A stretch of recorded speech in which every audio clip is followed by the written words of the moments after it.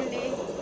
నేను టమాటా పచ్చడి గురించి 5 కిలోలు టమాటాలు తీసుకున్నాను. దోరకాయలు తీసుకొని తెచ్చి శుభ్రంగా తొడాలు తీసేసి కడిగేసి ఆరబెట్టి గుడ్డ పెట్టి తుడిసేసి ఈ 5 కిలోలు ముక్కలు కోసేసాను. ముక్కలు కోసేసి కిలో ఉప్పు వేసాను.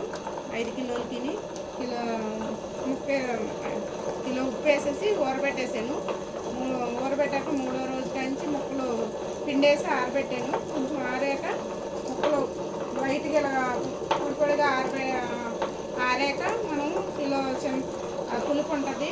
పులుపు ఎక్కువ ఉందనుకుంటే కొంచెం ఎండలో పెట్టుకోవాలి. లేదా తక్కువ ఉందనుకోండి ఏమి ఎండలో పెట్టక్కర్లేదు. ఎందుకంటే ఈ ఎండలే కదా బాగా పులుపుని లాగేస్తుంది.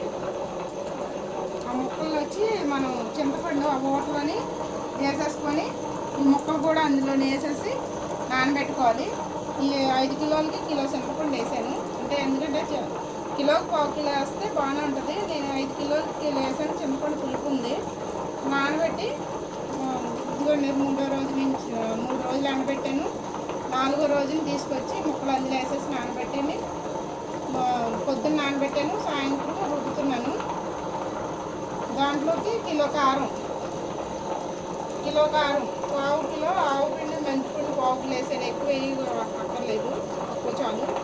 1/4 కిలో ఎల్లుల్లిపాయలు శుభ్రంగా పొట్టు తీసేసి అవి కూడా కొంచెం ఎండలో పెట్టాను. తడేది ఉంటుందని ఆరాక వేస్తున్నాను. చూడండి, ఇదిగోండి కారం కిలోకి. ఒకసారి మనం రుబ్బుకునేటప్పుడు ఈ కిలో కారంలోనే కారం ఎక్కువ ఉంటే పులుపు సరిపడినా వేయండి. మరీ టైట్గా రుబ్బేసుకోక్కర్లేదు. ఇలా రుబ్బుకుంటే మనం బాగుంటుంది పచ్చడి. ఇలా రుబ్బేశాక ఒకేసారి తాలింపు పెట్టుకోవచ్చు. లేదంటే ఇది జాడీలో పెట్టేసుకొని కొంచెం కొంచెం తీసుకొని మనకు కావాల్సినప్పుడల్లా తీసుకొని తాలింపు వేసుకుంటే టేస్ట్గా ఉంటుంది. కలరు కూడా మారదు.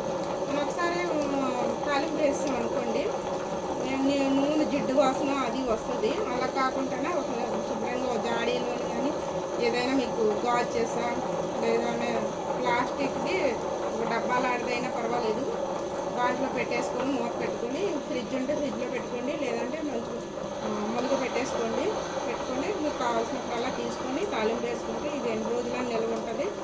ఉప్పు కూడా కిలో వేసాను.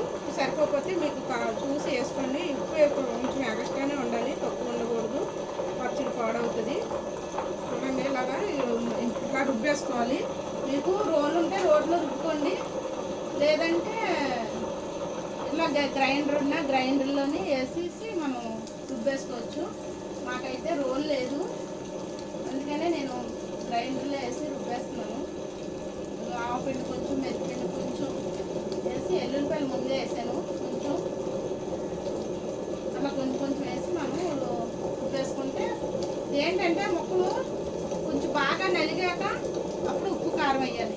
ముందే ఉప్పు కారం వేయకూడదు. నైట్ అయిపోద్ది పచ్చడి, నలగదు, రోలు తిరగనీదు. చూడండి, అలాగా మనం వేసుకోవాలి. ఇట్లా వేసుకొని చక్కగా రుబ్బేసుకోవాలి.